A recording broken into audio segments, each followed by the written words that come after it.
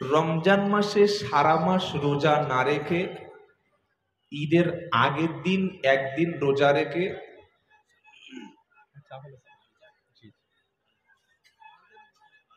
Super মার্কেটে গিয়ে 10,000 টাকার শপিং করে সাদা পাগড়ি, সাদা রুমাল, সাদা লুঙ্গি পরে ঈদের নামাজ পড়তে যারা গেছে তারা সবাই জান্নাতি, তাই তো? হ্যাঁ না বলেন না? রমজান মাসে তারাবিতে কি অবস্থা হয় বলুন? সারাদিন রোজা রেখে সন্ধ্যার পরে ইফতার করে এবার টিভির সামনে গিয়ে হা করে বসে আছে। ওদিকে মসজিদে তারাবি হচ্ছে। আপনাদের এখানে সূরা তারাবি না খতম তারাবি? খতম তারাবি। খতম তারাবি মানে কি জানেন? জানা আছে? কথা বলেন না। 30 পারা কুরআন হাফেজে কোরআন তিনি 20 রাকাত নামাজের মাধ্যমে প্রত্যেক দিন পড়ে পড়ে রমজান শেষ 30 পারা কোরআনটা নামাজের মাধ্যমে পূর্ণাঙ্গ শুনিয়ে দেয়।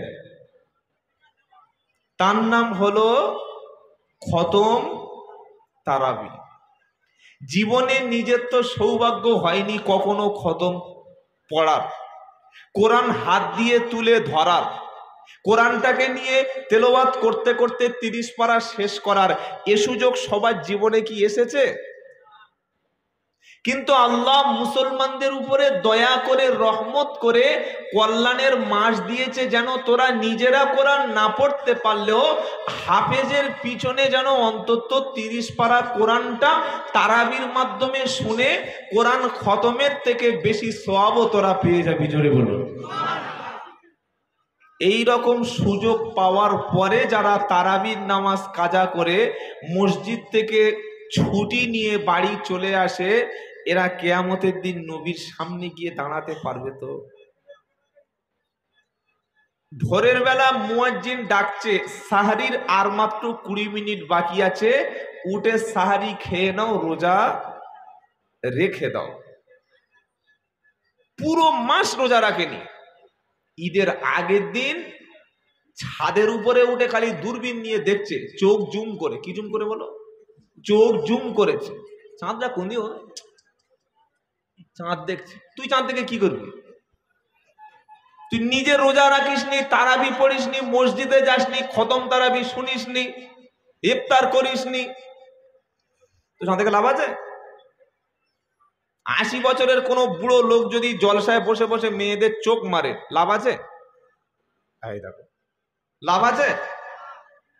মেয়েরা মনে করবে চোখের সমস্যা, এর বেশি কিছু মনে করবে না। কিন্তু 18 বছরের ছেলে যদি একটা চোখ মারে, ঝামেলা পেতে যাবে। মুখ ভেঙে দেবো, কার চোখ মারলি বে? বলবে না, বলবে না।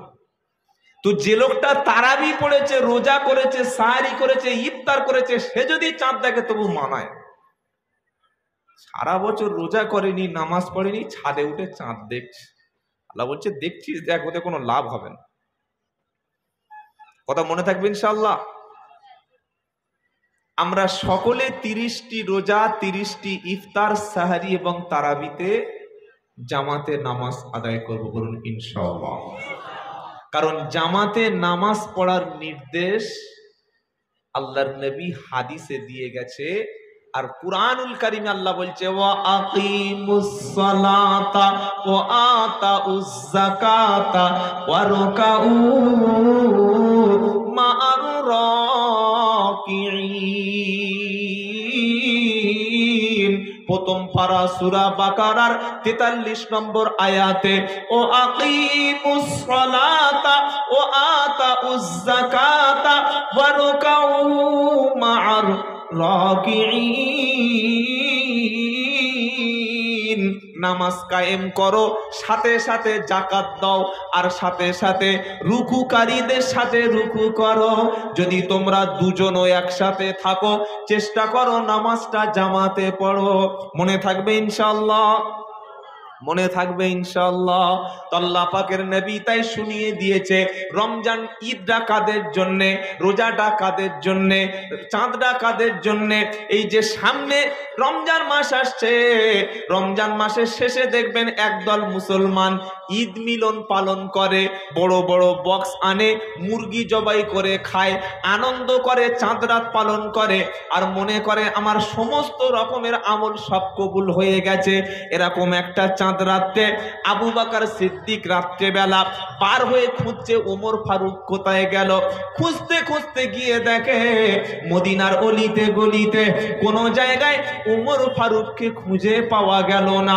খুঁজতে খুঁজতে দেখতে পাওয়া গেল ওমর ফারুক রাদিয়াল্লাহু তাআলা আনহু, যে ওমরকে আল্লাহর নবী বলেছে ওমর হলো জান্নাতি। জোরে বলুন সুবহানাল্লাহ। এই ওমর ফারুক রাদিয়াল্লাহু আনহু চাঁদ রাত পেতে ঘরের মধ্যে ভিতর থেকে দরজা বন্ধ করে দিয়ে শিশু বাচ্চাদের মতো কাঁদতে শুরু করে দিয়েছে। সিদ্দিকে আকবর দরজায় নক করলেন, সালাম দিলেন, ভাই দরজা খোলো। কোনো উত্তর পাওয়া গেল না। অনেকক্ষণ পর কান্না যখন বন্ধ হলো, ওমর ফারুক যখন পার হলেন, সিদ্দিকে আকবর দেখতে পেলেন ওমর ফারুকের চোখটা পানিতে ভিজে গেছে। আবু বকর সিদ্দিক জিজ্ঞাসা করলেন, কাঁদো কেন? আজ কালকের ঈদের রাত, আজকের মদিনার অলিতে গলিতে বাচ্চারা সবাই আনন্দ করছে, আজকে তো কান্নাকাটি করার রাত না। ওমর ফারুক বললেন, শোনো, যারা আনন্দ করছে, যারা আজকের শপিং করতে বার হয়েছে, ওদেরকে জিজ্ঞাসা করো ওদের 30টি রোজা কবুল হয়েছে কিনা, ওদের সাহারি গুলো কবুল হয়েছে কিনা, ওদের ইফতার গুলো কবুল হয়েছে কিনা, ওদের রোজাগুলো, তারাবিগুলি, জাকাতগুলি, সদকাগুলি, ফিতরগুলি, ইতিকাফ, লাইলাতুল কদর যদি ওদের সব কিছু কবুল হয়ে যায়, তাহলে ওরা আনন্দ করুক। আমি ওমর জানি না আমার তারাবিটা কবুল হলো কিনা, ইফতার কবুল হলো কিনা, সাহারি কবুল হলো কিনা। আমার লাইলাতুল কদরের রাত পেয়ে ইবাদত করেছি, ওই ইবাদতটারও বদলে আল্লাহ 1000 মাসের সওয়াব আমার আমলনামায় লিখলো কিনা। লাইলাতুল কদরের রাতের ইবাদত 1000 মাস অপেক্ষা বেশি সওয়াব। এই রাতে আল্লাহ মুমিনের ক্ষমা করে। আমি ওমর জানি না আমি ক্ষমা পেলাম কিনা। কিয়ামতের দিন আল্লাহ যদি বলে, ওমর রে, তোমার 5টা রোজা, 10টা তারাবি আমি আল্লাহ কবুল করলাম না, সেদিন কিন্তু আমলগুলো পাল্টে নিয়ে গিয়ে আরো ফিরিয়ে যেতে পারবো না। এজন্য চাঁদ রাতের, ঈদের আগে রাতে আল্লাহর কাছে কেঁদে কেঁদে নিজের গুনাহগুলো মাফ করিয়ে নিলাম। কলিজা, দিল, ভিতরে কি নাড়ি ভুড়ি আছে, কতটা পচে গেছে, সব কিছু আপনাকে খুলে দেখাতে পারবে, কিন্তু রূহ ওটা কোথায় আছে, কি জিনিস, ওটা দেখানোর মতো ক্ষমতা পৃথিবীর কারো নাই। অথচ এই জিনিসটা ছাড়া মানুষ বাঁচে না। জীবিত আর মৃত, জ্যান্ত আর মরা, এই দুটোর মাঝখানে যে জিনিসটা আমাদের আছে প্রত্যেকে, তার নাম কি? রূহ।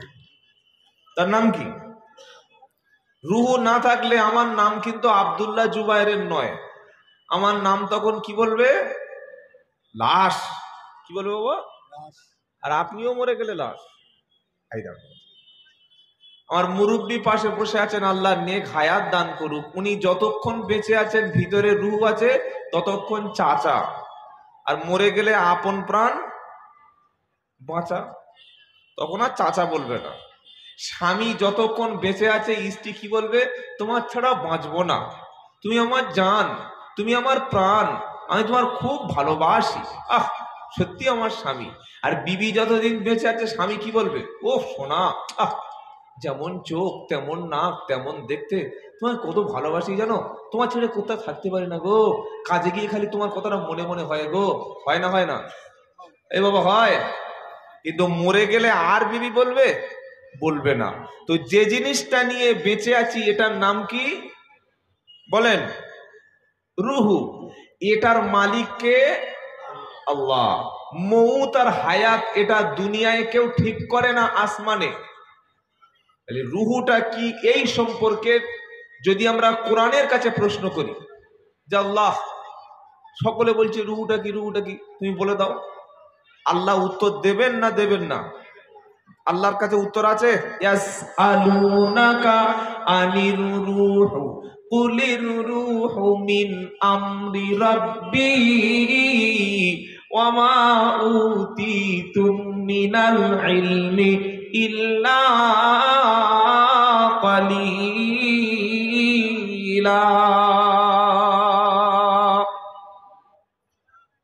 যখন আমরা কোরআন শুনবো, কোরআন শুনে সকলে একবার জোরে বলবো আল্লাহু আকবার। বলেন দেখি আল্লাহু আকবার। সবাই বলেছেন। মেদিনীপুরের লোক এমনি আল্লাহওয়ালা, ভালো মানুষ, তো তাকবীরটা একটু জোরে দেন দেখি, নারাই তাকবীর। এতগুলো আল্লাহওয়ালা ইমানদার বসে আছে, আল্লাহ কবুল করুন। তো কোরআন শোনাচ্ছে, ইয়াসআলুনাকা আনির রূহ কুলির রূহু মিন আমরি রাব্বি ওয়া মা উতিতুম মিনাল ইলমি ইল্লা কালিলা। 15 পারা 9 নম্বর পৃষ্ঠা 6 নম্বর লাইনের 85 নম্বর আয়াত। সূরার নাম বানি ইসরাইল। পিজি হসপিটালে সার্জনকে রুহু সম্পর্কে প্রশ্ন করলে জানে না। এমস হসপিটালের যিনি প্রধান, তিনি রুহুটা কি জিনিস কেটে দেখাতে পারবে না। আমাদের কলকাতায় মুমিনপুরে কোনো মানুষ রোড অ্যাক্সিডেন্ট করে মারা গেলে কেটে তাকে পোস্টমর্টেম করে তবে মালটা বাড়ি পাঠানো হয়, তাই তো নাকি? মদ খেয়ে মরে গেছে রাস্তায়, খুন করতে গিয়ে, ডাকাত করতে গিয়ে মারা গেছে, রাস্তায় পড়ে মুন্ডুটা উড়ে গেছে, লাশটা প্রথমে যাবে মুমিনপুর, পরে ঢুকবে অনেক দূর। মুমিনপুরে গেল, লাশটা কেটে কেটে সবকিছু বার করলো, চক্ষুটা নিয়ে নিল, কিডনিটা খুলে নিল। কিডনি খুলে না জানেন আপনারা? সাবধান। কিডনিটা নিয়ে নিল, আপনার হার্ট পরীক্ষা করে দেখলো কেন মরেছে, কি কারণে মরেছে, সবগুলো দেখার পরে রিপোর্ট তৈরি হলো। কিন্তু মুমিনপুরের কোনো ডাক্তার বলতে পারবে না যে রুহুটা কোথায় আছে, কতক্ষণ আগে চলে গেছে। কয়েকজন ব্যক্তি এসে আল্লাহর নবীকে প্রশ্ন করলো, হে আল্লাহর নবী, মানুষ মারা যায় এবং মানুষ বাঁচে, কিসের সাহায্য মানুষ বেঁচে থাকে আর কি জন্যে মানুষ মারা যায়, এই সম্পর্কে আপনি কি বলবেন বলুন। সাথে সাথে আল্লাহ পাক বিশ্ববাসীকে জানিয়ে দিচ্ছে, এ বিশ্ববাসী তুমি শুনে নাও, তুমি যখন প্রশ্ন করবে আমি আল্লাহ উত্তর দেওয়ার জন্য কোরআন পাঠিয়েছি। তুমি জিজ্ঞাসা করেছো রুহুটা কি জিনিস, এটা কোথায় থাকে, এটার ব্যাপারটা কি, ম্যাটারটা কি, সাথে সাথে আল্লাহ বলে দিয়েছে, কুলির রূহু মিন আমরি রাব্বি ওয়া মা উতিতুম মিনাল ইলমি ইল্লা কালিলা। ভাই সামনে যারা দাঁড়িয়ে আছো, তোমরা বেটা ছেলে না মেয়ে ছেলে বুঝতে পারছো না? বেটা ছেলে? হ্যাঁ। বেটা ছেলে হলে এখানে বসো, আর মেয়ে ছেলে হলে ওদিকে যাও। আর যদি বলো দুটোর মাঝখানে আমি ওই ডেবরায় থাকি এই মাল, তাহলে চলে যাও। হাসতে থাকো। ডেবরা টোল ট্যাক্সে থাকে, দেখেছো বাবা? দাও 5 টাকা, দাও 10 টাকা। কি রে, রাত 3টের সময় মালগুলো বসে আছে, কারা? মানে বেটা ছেলেও নয়, মেয়ে ছেলে নয়, ওদের নাম কি বলো? হিচড়ে। আজ মুসলমান তো হিচড়ে সাজছে, বিয়ে করতে যাওয়ার সময় চেঁচে নিয়েছে, চেঁচে নিয়ে মুখটা এরকম ঢেকেছে। কেন? শাশুড়ি বলবে আমার জামাই বেটা ছেলে, বললে হ্যাঁ, বললে চাঁচা মাল, একটু শখ করে চেঁচেছে। তওবা করুন, আজ থেকে আর জীবনে দাড়ি চাঁচবো না ইনশাআল্লাহ। বলেন একটা পীরের নাম বলুন ভাই, একটা পীর সাহেবের নাম বলুন যে পীর সাহেব দাড়ি চাঁচা ছিল, বলুন। বলতে পারলে 1 লাখ টাকা দেবো, বলুন। জানা নেই আপনার 1 লাখ টাকা নেওয়ার ইচ্ছা নেই? আছে? একটা নবীর নাম বলুন যে নবীর দাড়ি ছিল না, চাচা। একটা মসজিদের ইমাম সাহেব দেখেন দাড়ি চেঁচে জুমার দিন বক্তব্য করছে, আছে? একটা মুফতি সাহেব দেখান, একটা কারি সাহেব দেখান, একটা বক্তার নাম বলুন দাড়ি চেঁচে মালটা চলে এসছে ফেস ওয়াশ করে, ক্লিন শেভ করে। পাবেন না। মুসলমান মানেই দাড়ি থাকবে। যারা চেঁচেছেন রাগ করবেন না, ভাবছেন মনে হচ্ছে মালটা আমাদের দিচ্ছে না। ভাই আপনারা আমার বন্ধু, আপনারা কেউ শত্রু নন। মনে থাকবে ইনশাল্লাহ। দাড়ি নিয়ে কবরে যাব। কি নিয়ে? দাড়ি নিয়ে। কারণ আমরা রসুলকে সবচাইতে বেশি ভালোবাসি। যে রসুল দাড়ি রাখার জন্য 30 থেকে 35টা হাদিসে সাহাবাদের নির্দেশ করেছেন। নবী বললেন গোপটা ছোট করো, দাড়িটা লম্বা করো। মুসলমানরা বলল এটা উড়িয়ে দাও, এটা বাড়িয়ে দাও। কি হলো? খ্রিস্টানরা, ইহুদিরা গোপটাকে বড় করে, দাড়িটাকে রাখে না। মুসলমানরা বলল নবী যা বলছে ওটা ঠিক না, ইহুদি খ্রিস্টানরা যেটা বলেছে সেটাই করব। এই মালটাকে এই পর্যন্ত রাখবো, দাড়িটাকে উড়িয়ে দেব। এটা রসুলের ভালোবাসা না। আচ্ছা, রসুলের সঙ্গে দেখা করার ইচ্ছা আছে স্বপ্নে? আচ্ছা, হাত রাখো। কিয়ামতে দেখা করার ইচ্ছা আছে ইনশাআল্লাহ? তো কিয়ামতের দিন দেখা যদি হয়ে যায়, আল্লাহর নবী বলেন বান্দা যে অবস্থায় মারা যাবে কিয়ামতের দিন ওই অবস্থায় তার বিচারটা শুরু হবে। কেউ যদি মসজিদে নামাজ পড়তে পড়তে মারা যায়, কিয়ামতের দিন লোকটা যখন আল্লাহর সামনে বিচারের ময়দানে দাঁড়াবে, নামাজ পড়া অবস্থায় আল্লাহর সামনে উঠে দাঁড়াবে। তার মানে হাইওয়ের মাঝখানে গিয়ে একটা লোক জুমার দিন বক্তব্য শুনেছে যে নামাজ পড়া অবস্থায় মরলে শহীদ হয়ে যায়, শহীদের মর্যাদা পাওয়া যায়। ও লোকটা কি করলো বললে তাহলে এই শহীদ হয়ে যায়। হাইওয়ে তো আপনাদের এখানে গিয়ে রাস্তার মাঝখানে একদম গাড়ি এপার ওপার যাচ্ছে, আল্লাহু আকবার, পিছন থেকে ট্রাক এসে ঝেড়ে দিয়েছে, জান্নাতে যাবে তো? কেন যাবে না? আল্লাহ বলেছে তুই রোডের মাঝখানে নামাজ পড়। যে যে অবস্থায় মারা যাবে সেই অবস্থায় আল্লাহর সামনে দাঁড়াবে। কেউ যদি কোরআন পড়তে পড়তে মারা যায়, কিয়ামতের দিন আল্লাহর সামনে যখন দাঁড়াবে, কোরআন পড়া অবস্থায় তখন উঠবে। কেউ যদি তাহাজ্জুদ নামাজ আদায় করতে করতে মারা যায়, ওই অবস্থায় আল্লাহর সামনে দাঁড়াবে। কেউ যদি হজ করতে করতে মারা যায়, ওই অবস্থায় আল্লাহর সামনে দাঁড়াবে। কেউ যদি নামাজের হালতে মারা যায়, ওই অবস্থায় আল্লাহর সামনে দাঁড়াবে। কেউ যদি মদ গিলতে গিলতে মারা যায়, এবার কি হবে? ইফতার করতে করতে উঠবে, তাই তো নাকি? মুসলমান কখনো মদ খায় না, আর মদখোর কখনো মুসলমান হয় না। মুসলমান কখনো গাঁজা খায় না, মুসলমান কখনো তাড়ি খায় না, মুসলমান কখনো সুদ খায় না, মুসলমান কখনো পরের জমি নেয় না। কারণ মুসলমান হলো সে আল্লাহ দেখে সর্ব অবস্থায় ভয় করে যে ইয়া আইয়ুহাল্লাযীনা আমানু দুখুলু ফিস-সিলমি কাফা ওয়ালা তাত্তাবিউ খুতুআতিশ শাইতান ইন্নাহু লাকুম আদুউম মুবিন। দ্বিতীয় পারা সূরা বাকারার 208 নম্বর আয়াতে 11 পৃষ্ঠাতে আল্লাহ পাক শুনিয়ে দিচ্ছে, বান্দা শুনে রাখো, ইয়া আইয়ুহাল্লাযীনা আমানু দুখুলু ফিস-সিলমি কাফা। বিশ্বাসী ঈমানওয়ালা যারা ঈমান এনেছো, পরিপূর্ণ ইসলামের মধ্যে প্রবেশ করো। শয়তানের অনুসরণ যেন করো না।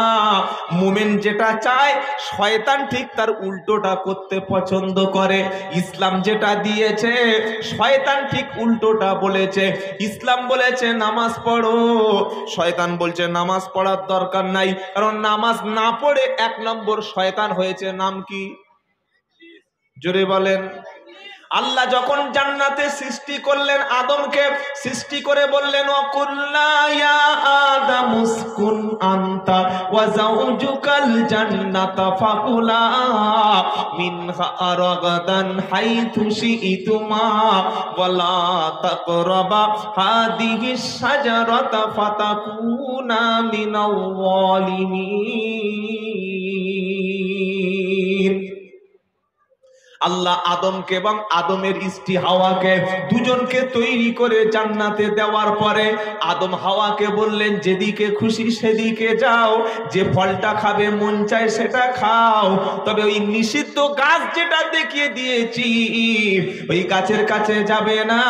যদি ফলটা খাও তাহলে জান্নাতে থাকা হবে না।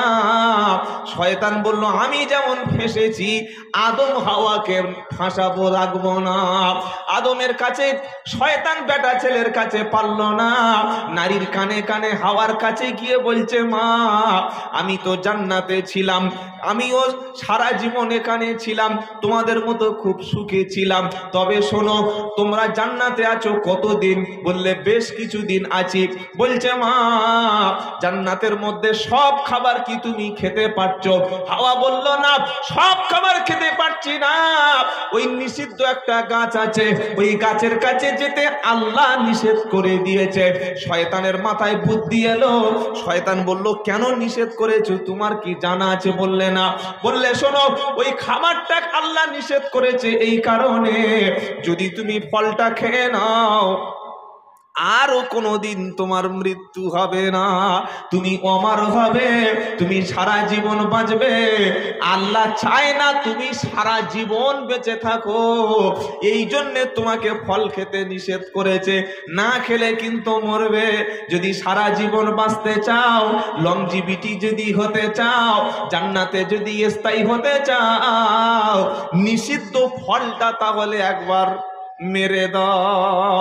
খুব কান্নাকাটি করে মেয়েদেরকে বোঝানো সহজ, বেটা ছেলেদের বোঝানো সহজ না মেয়েদেরকে?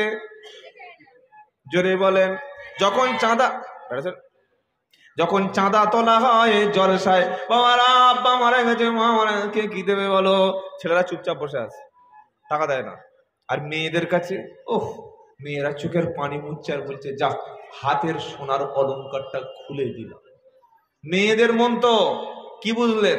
একটু ভালোবেসে যদি কোনো মেয়েকে বলেন, তোমার যা রূপ, তোমার যা চেহারা, সত্যি এত সুন্দর মেয়ে পৃথিবীতে নাই, বুঝলেন? খালি বাড়ির মেয়েদেরকে একটু ভালো বলে দেখবেন, একটু ইমপ্রেস করবেন, তারপরে খাওয়া কাকে বলে। আমরা মৌলবীরা কিভাবে বেঁচে আছি সব তো আপনাদের সাথে বলবো না, বলবো নাকি? যে বাড়িতে খেতে যাব ভাবি মারাত্মক রান্না, একদম আরসালান, যেন হাজি বিরিয়ানি খাচ্ছি, অথচ নুন হয়নি তরকারিতে। ওই যে ভালো করে প্রশংসা করে দিলাম, তারপরে প্রত্যেক জুমায় দেখি খালি ইমাম সাহেবের মসজিদে মুরগির লেগ পিস, কখন বড় বড় ডিম সিদ্ধ, কখন রুটি, কখন পরোটা, শুধু পাঠাচ্ছে। ওই যে একবার বলেছিলাম রান্না ভালো, এটা হচ্ছে প্রশংসা। তাই স্ত্রীর হাতে যারা ভালো খেতে চাও, তরকারি খারাপ হলেও বলবে দারুণ রান্না, দেখবে কি ভালোবাসে তোমার, আহা। এটা মেয়েদের মন। শয়তান মুরিদ করে নিল কাকে? হাওয়াকে। বললে, শোনো সারা জীবন যদি জান্নাতে থাকতে চাও তাহলে ফলটা খাও। আল্লাহ চায় না তোমরা থাকো, আল্লাহ চায় তোমরা বেশি দিন থাকবে না, ফল না খেলে তো বাঁচতে পারবে না। হাওয়া খেলো, শুধু হাওয়া খেলো না তার স্বামীকে খাওয়ালো? বলেন। দুজনে নিষিদ্ধ ফল খেয়ে নিল। নিষিদ্ধ ফল যখন খেলো তখন শরীর থেকে কাপড়টা কি হলো? খুলে গেল। আদম এবং হাওয়া দুজনে ফুল উলঙ্গ হয়ে গেল। নিষিদ্ধ জিনিস খেলে কাপড় খুলে যায়। আজকে যারা মদ খাচ্ছে রাস্তায় বসে, মদ যখন খেয়েছে দু পেগ মাল, বাড়িতে আসার সময় নিজেকে রাজা রাজা ভাব, ঢালাই রাস্তার পাশে বসে প্রথমে গেঞ্জিটা খুললো, তারপরে জামাটা খুললো, তারপরে লুঙ্গিটা খুললো, ভিতরের প্যান্টটা খুলে বলছে আমি মহারাজ। কেন বলুন তো? হারাম খেলে কাপড় খুলবে। কি বলছেন?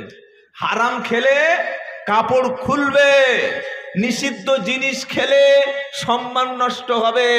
তাই জবানকে পাক রাখার জন্য বিড়ি, সিগারেট, খৈনি, জর্দা, তেরেঙ্গা, গুটকা যা কিছু আছে, মদ, গাঁজা, তাড়ি, সপ্তাহে একদিন করে খাবো তো ইনশাল্লাহ।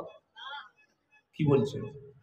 এখনো অনেক মুসলমান আছে ইফতার করে গালে খেজুর পানি দিয়ে প্রথমে বিড়ি খায়, জানেন না?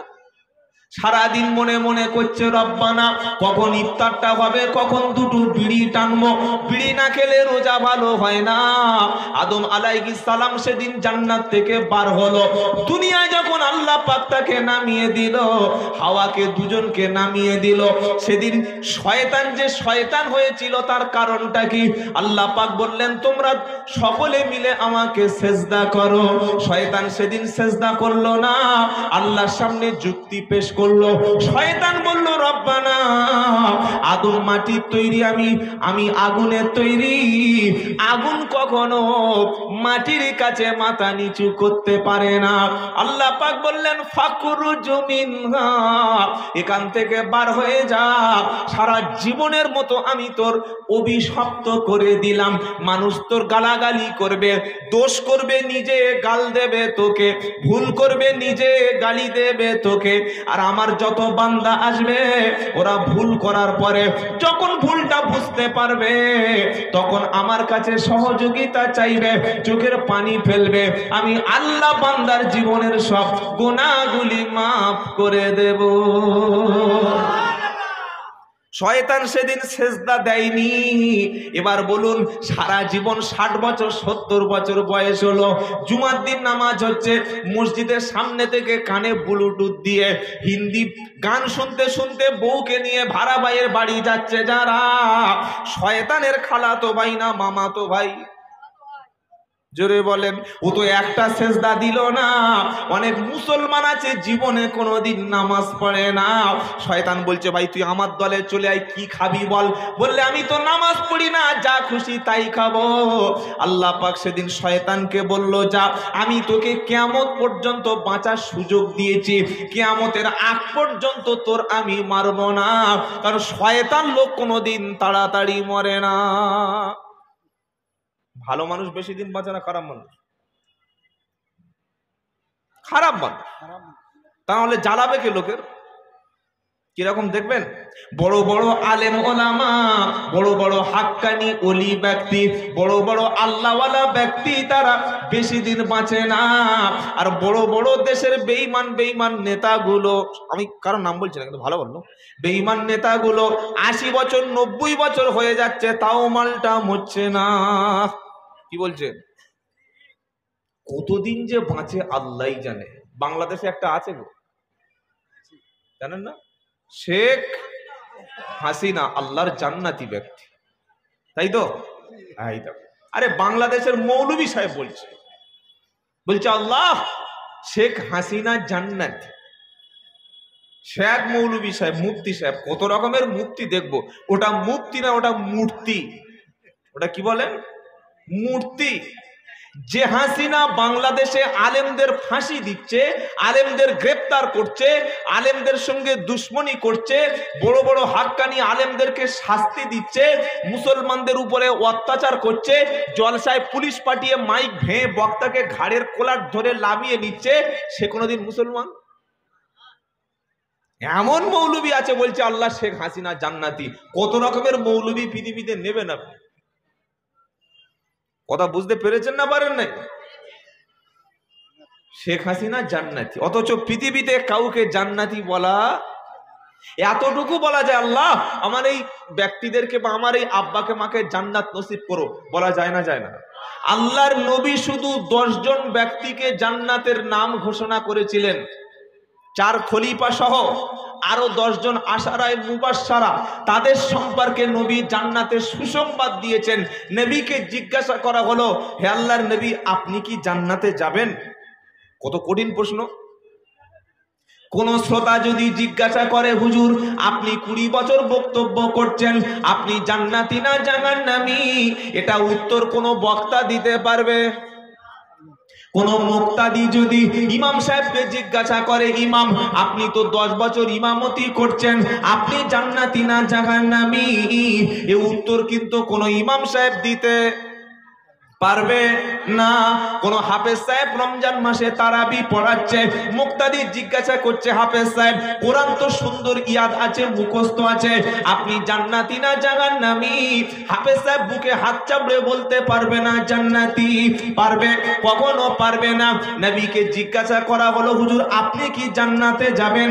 ওই সময় আল্লাহ নবী সাল্লাল্লাহু আলাইহি সাল্লাম বলেন আল্লাহ পাকের দয়া যদি হয় তবে আমি নবী জান্নাতে যাব। আল্লাহ দয়া ছাড়া যাবে না। নবী সে সময় বললেন, আল্লাহ পাক নবীকে বলছে নবী কুল মা কুনতু বিদআম মিনার রুসুল মা আদরি মা ইফআলু বি ওয়ালা বিকুম। এই আয়াতটা একটু খুলে বলবো, হজম হবে তো? ঠিক করে বলুন, কারণ যাদের ঘাস খেয়ে অভ্যাস আছে ওদের পেটে গরুর মাংস সহ্য হবে? ছাগলের যদি বিরিয়ানি খাওয়ান মালটা বাঁচবে তো? বাঁচবে না। আবার যারা মাংসাশী প্রাণী, কুকুর, বাঘ, সিংহ, ওরা সবজি খায় না মাংস খায় ভাই। মাংস। কুকুরকে একদিন দুপুরবেলা দাওয়াত করে ভালো করে সবজি খাওয়াবেন, কি হবে? বমি করবে, খাবে না, কেবে বমি করবে। তো আমরা যারা সবজি খাওয়া অভ্যাস আছে এই আয়াতটা বলা যাবে তো? কুল মা কুনতু বিদআম মিনার রুসুল মা আদরি মা ইফআলু বি ওয়ালা বিকুম। আল্লাহর কোরআন কোথায় পাবেন? আয়াতটা 26 পারা 2য় পৃষ্ঠা 1ম লাইনের 9 নম্বর আয়াত, সূরা আহকাব।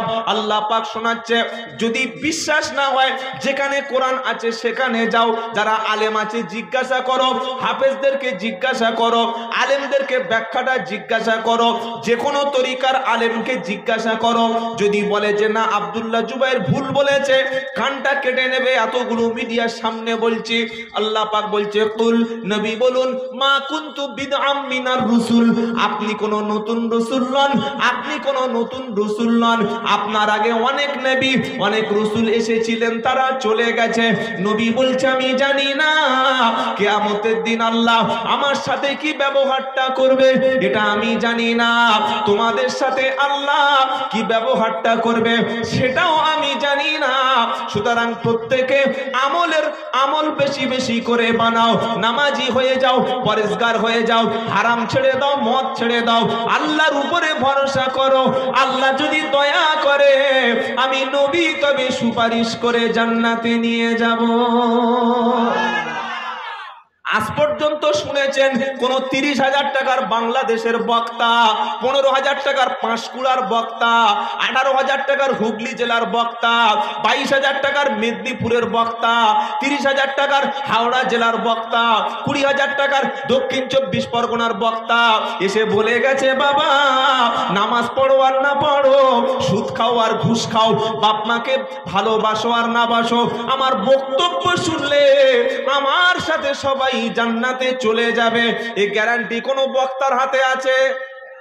জোরে বলেন।